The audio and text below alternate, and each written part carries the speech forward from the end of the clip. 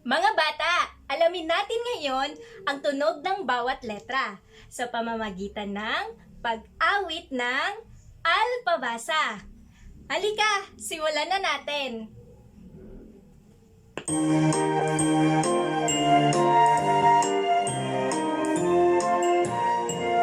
Ang ating alpabeto, ating pag-aralan, umpisahan ngayon.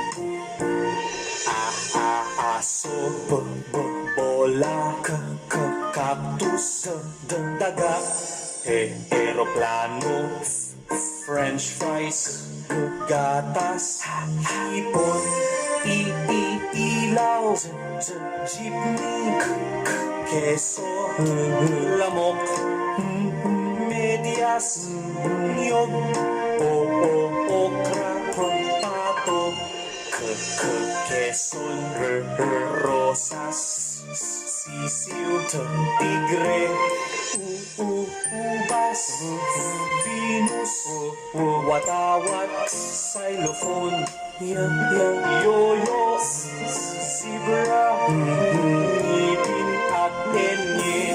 Ating alpabeto, madaling pag-aralan, at huwag mong kakalimutan, laging tatandaan. Magaling mga bata!